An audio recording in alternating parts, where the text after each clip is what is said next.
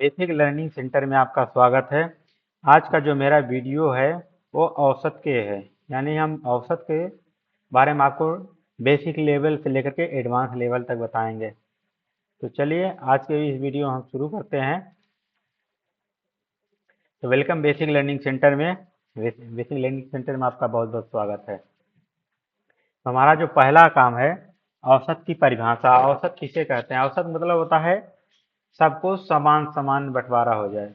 ठीक, एक समूह की सभी चीजों को जोड़ लिया जाता है। एक समूह की सभी चीजों को जोड़ दिया जाता है और उन चीजों को गिन लिया जाता है, यानी उन संख्याओं को काउंट कर लिया जाता है, यानी संख्या कितनी बार है उसे काउंट कर लिया जाता है। तो उससे भाग दिया जाता है, जो रिजल्ट आता है वही औसत कहलाता है। ठीक, चलिए फार्मूला देखते हैं यहाँ पर क्या लिखा गया है। जब एक समूह की सभी चीजों को जोड़ किया जाता है और उसे उन चीजों की कुल संख्या से भाग दिया जाता है, जो मान प्राप्त होता है वही औसत कहलाता है। ठीक, सभी मानों का योग, सभी मानों का मतलब जितने मान दिए रहेंगे उनको योग करना है, जोड़ना है और फिर उनकी जितने मान दिए रहेंगे काउंट करके उन्हीं से भाग देना है। तो हमारा क्या कहलाएगा? औसत कहलाएगा। ठीक, चलिए थोड़ा सा आगे एग्जाम्पल्स देखते हैं कैसे निकालते हैं। पहले सभी संख्याओं को जोड़ लीजिए, पहला काम है औसत कैसे निकालें। सभी संख्याओं को जोड़ लीजिए। नीचे हमने एक एग्जाम्पल दिया 60, 70, 80, 90, 100। ये 5 छात्रों के अंक हैं, तो सभी संख्या को जोड़िए। चलिए मैंने जोड़ना शुरू किया।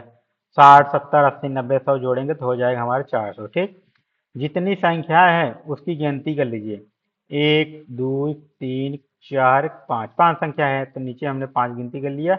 दोनों का भाग कीजिए। ठीक, 400 भागे 5 कर देंगे, जो रिजल्ट आया 80। 80 हमारा क्या हो जाएगा? औसत हो जाएगा। ठीक, यानी एक समूह में, ये हमारा जो 5 छात्रों का एक समूह था, इसमें 5 छात्र हैं। ठीक, सबका अंक अलग अलग है, सबको पहले अंक जोड़िए, फिर जितने छात्र हैं उतने से भाग दीजिए। 5 छात्र हैं, 5 से भाग दिया, जो औसत आया हमारा आ गया 80। ठीक, चलिए आगे बढ़ते हैं।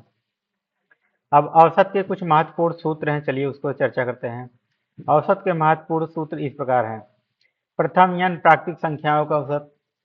n प्राकृतिक संख्याओं का औसत मतलब 1, 2, 3, 4, 5, 6, 7, 1 से स्टार्ट हो और कहाँ तक जाएगा कुछ मालूम नहीं है। अब जहाँ तक जाएगा उतना हम n+1/2 कर देंगे, हमारा n प्राकृतिक संख्याओं का औसत आ जाएगा। अब सबसे बड़ी बात है, n प्राकृतिक संख्या किसे कहते हैं? मैंने नीचे लिख दिया, इसको आप पढ़ लीजिए।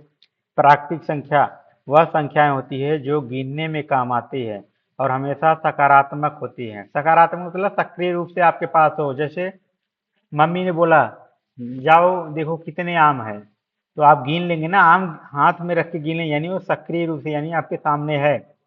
ऐसा नहीं वो माइनस में है, माइनस वाली वैल्यू नहीं। सकारात्मक मतलब जब धनात्मक वैल्यू हो और सक्रिय रूप से हो प्रेजेंट, जिसे गिना जा सके सीधा सीधा। सकारात्मक मतलब वही होती है। ठीक, इन्हें हम इन्हें ऋणात्मक संख्याएं शामिल नहीं होते हैं, इनमें ऋणात्मक संख्याएं हो ही नहीं सकती। मैंने आपको पहले बताया ये हमेशा धनात्मक संख्याएं होती। ठीक, जैसे मैंने उदाहरण दिया 1, 2, 3, 4, 5, 6, 11 तक है। अब इसका पूछे औसत क्या है, तो ये जो है 1 से स्टार्ट है 11 तक गया, टोटल नंबर कितना हो गया? n बराबर 11 है, तो 11 + 1 कर देंगे 12, 12/2 बराबर 6। अगर इसका औसत निकालने के लिए बोला जाए तो इसका औसत हो जाएगा हमारा 6। ठीक, आप इसको वीडियो पॉज करके आप कॉपी में फार्मूला को नोट कर लीजिए, क्योंकि ये छोटे छोटे फार्मूले अगर आप नोट करके याद करेंगे तो आप बड़े बड़े फार्मूले भी याद कर लेंगे। ठीक, पहले छोटे से स्टार्ट करते हैं, जो सीधा सीधा और आसान भाषा में याद हो जाए। ठीक, तो प्राकृतिक संख्या वो संख्या होती है जो गिनने के काम आते हैं, यानी जो गिनी जा सके। ये धनात्मक होंगी, ऋणात्मक तो हो नहीं सकती। चलिए आगे चलते हैं। अब कह रहा लगातार n पूर्ण संख्याओं का औसत। पूर्ण संख्या किसे कहती है? पहले था प्राकृतिक संख्या, अब आ गया पूर्ण संख्या। अगर 0 से लेकर 1, 2, 3, 4, 5, 6, 9 तक जितने वैल्यू तक जाते हैं, अगर उतनी तक बात आ जाती है तो हमारा पूर्ण संख्या मतलब पहली संख्या प्लस अंतिम संख्या बटे 2 कर दीजिए, जो हो जाएगा। अगर पूर्ण संख्या आपको नहीं पता, नीचे मैंने उसको मेंशन कर दिया। पूर्ण संख्या वे संख्याएं होती है जिनमें 0 और सभी प्राकृतिक संख्याएं शामिल होती है। 0 शामिल हो जाएगा प्राकृतिक संख्या। प्राकृतिक संख्या यहाँ पर मैंने दिया है, जो गिना जा सके उस संख्या को प्राकृतिक संख्या कहते हैं, और उसमें अगर 0 ऐड कर देंगे तो वो पूर्ण संख्या हो जाएगी। मैंने यहाँ नीचे रेड कलर से मेंशन किया, प्राकृतिक संख्या में अगर 0 डाल देंगे तो पूर्ण संख्या हो जाएगी। ठीक, फार्मूला आप कॉपी में नोट कर लीजिएगा। अब आगे बढ़ते हैं। n तक की सम संख्याओं का औसत।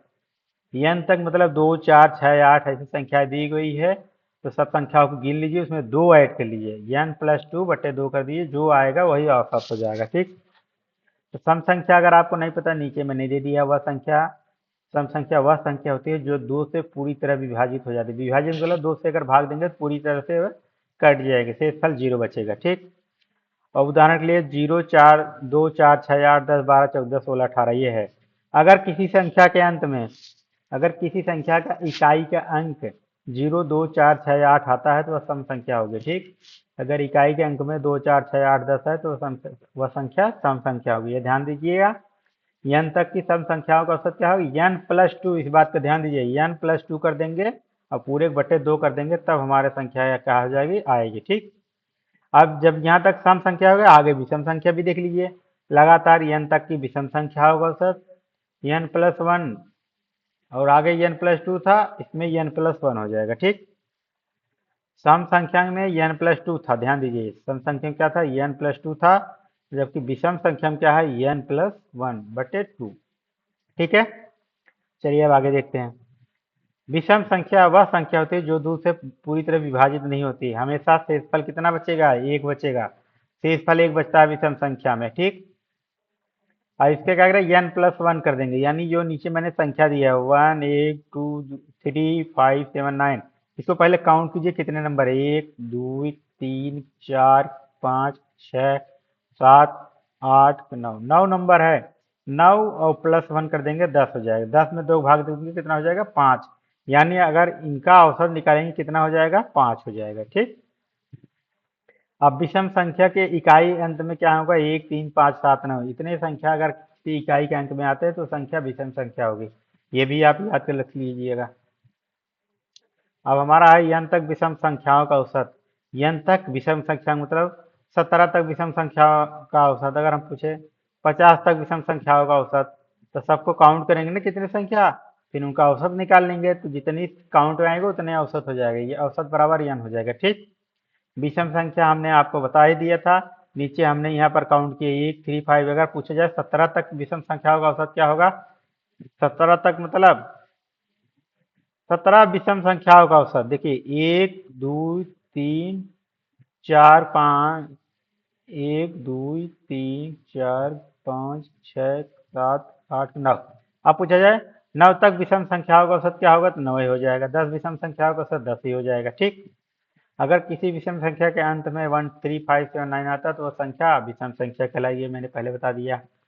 अब कह रहा है n तक सम संख्याओं का औसत, इसमें n प्लस 1 कर देंगे। इसमें केवल n भर था, विषम संख्या केवल n भर था, लेकिन जब सम संख्या है n प्लस 1 कर देंगे।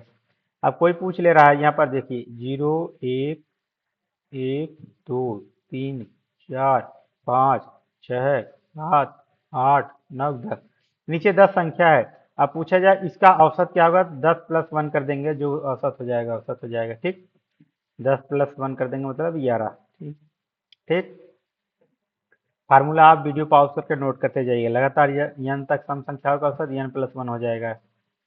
फिर आगे देखते हैं। प्राकृतिक प्राकृतिक संख्याओं का वर्गों का औसत। वर्गों मतलब 1 स्क्वायर, 2 स्क्वायर, 3 स्क्वायर, 4 स्क्वायर, अगर इस तरह वर्ग हो तो उनका औसत क्या होगा?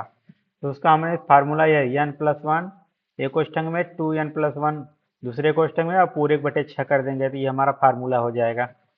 और नीचे मैंने उसको थोड़ा सा डिटेल में बता दिया, इसको कैसे हल करते हैं और कैसे लाया गया फार्मूला का, आप इसको भी देख सकते हैं। ठीक, प्रथम n प्राकृतिक संख्याओं घनों का औसत। प्रथम n प्राकृतिक संख्या मतलब 1, 2, 3, 4, 5, 6 जो स्टार था उसी का बारे में बात कर रहा है। तो n क्वेश्चन में n प्लस 1 का होल स्क्वायर और पूरे बटे 4 कर देंगे, ये हमारा प्राकृतिक संख्याओं का औसत हो जाएगा। ठीक, 1 cube, 2 cube, 3 cube, n cube, अगर ऐसे संख्याएं दी गई है तो उनका औसत कैसे निकालेंगे? शॉर्टकट फार्मूला ये आप नोट कर लीजिएगा। ठीक, आगे चलते हैं, कुछ टिप्स एंड ट्रिक्स पढ़ते हैं। टिप्स एंड ट्रिक्स क्या करते हैं? सवाल लगाने में मदद करते हैं। बड़े बड़े सवाल को आप पूरा रामायण की तरह गोंच गांच न करके शॉर्टकट में आप टिप्स लगाइए, फार्मूला आपको ऑटोमेटिक सेट हो जाएगा। ठीक, इसका एग्जाम्पल भी हम आगे आपको विशेष रूप से समझाएंगे। तो टिप्स एंड ट्रिक्स ये बहुत महत्वपूर्ण होता है किसी सवाल को शॉर्टकट में लगाने के लिए। चलिए ठीक, पहला हमारा टिप्स जो है यन क्रमगत सम या विषम संख्याओं का औसत x है तो बड़ी संख्या छोटी संख्या कैसे निकालेंगे? देखिए, 5 संख्याओं का और विषम संख्या हो या सम संख्या हो उनका औसत मान लीजिए 10 है, तो कैसे निकालेंगे? तो ये नीचे दी गई है, सबसे छोटी छोटी संख्या निकालने के लिए x, फिर क्वेश्चन x माइनस क्वेश्चन में n माइनस वन लगा देंगे।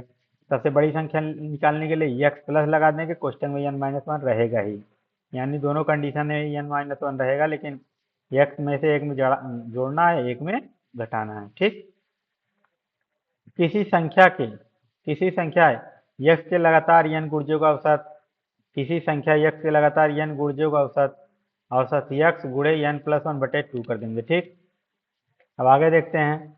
अब मान लीजिए दो समूह है, n1 और n2 है, उनका औसत क्रमशः x1 x2 है, तो कुल औसत क्या होगा? कुल औसत मतलब दोनों को जोड़ के क्या औसत बनेगा? तो n1 के साथ x1 लगा देंगे, n2 के साथ x2 लगा देंगे, अब पूरे बटे n1 प्लस n2 कर देंगे। जो इसको हल करने पर उत्तर आएगा वही हमारा क्या हो जाएगा? दोनों का कुल योग औसत हो गया, यानी दोनों को जोड़ने पर जो औसत बनेगा वो बन जाएगा। ठीक, नेक्स्ट है, यदि n वस्तुओं का औसत x है, एक नई वस्तु जोड़ी है तो औसत y बन जाता है, तो क्या होगा? n क्वेश्चन में y minus x plus y कर देंगे। ध्यान दीजिए, मान लीजिए 10 छात्रों का औसत 25 है, 10 छात्रों का औसत कितना है?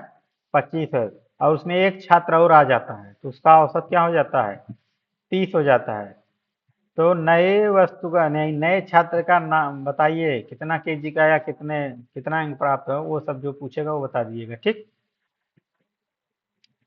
अब उसी में कह रहा है, चौथा वाला का पार्ट है, अगर कोई वस्तु हटा जाए, यानी 10 छात्रों का औसत 25 है, उसमें से एक छात्र चला जाए तो उसका औसत 18 हो जाता है, तो हटाए गए छात्र का औसत क्या होगा? तो यहाँ से आप निकाल सकते हैं n क्वेश्चन में x minus y plus y कर देंगे। ठीक, और इसमें क्या करते थे? n y माइनस एक्स करते थे। ध्यान दीजिए, क्वेश्चन में जो वैल्यू है केवल यही अंतर चेंज करते हैं, बाकी सब फार्मूला वैसे को वैसे है।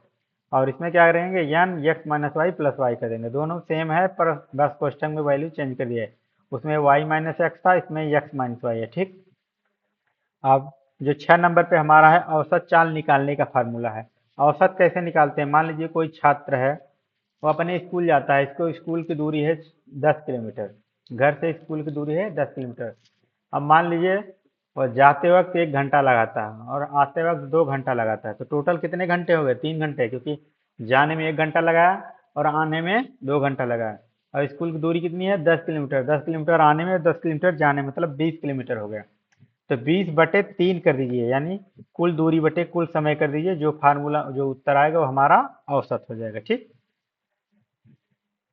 संख्याओं का अंतर बराबर हो तो औसत क्या होगा? देखिए, 5, 10, 15, 20, 25, 30, 35, 40, 50, सबका अंतर अगर देखा जाए 5 है, तो उसका औसत क्या होगा? पहली संख्या प्लस अंतिम संख्या जोड़ दीजिए, 2 से भाग दे दीजिए, जो औसत हो जाएगा वो बन जाएगा काम। ठीक है, और नेक्स्ट चीज और ध्यान दीजिए, 2, 4, 6, 8 अंतर हमेशा देख लीजिएगा जो बराबर हो, सभी संख्याओं का अंतर बराबर हो, तो ये काम करेगा, नहीं तो काम नहीं करेगा। ठीक, मेरा जो है अंतिम फार्मूला है, यदि G1 G2 राशियों का औसत क्रमशः A1 A2 है, तो दोनों समूहों का औसत, दोनों समूह में कितना औसत होगा जोड़ने पे आएगा।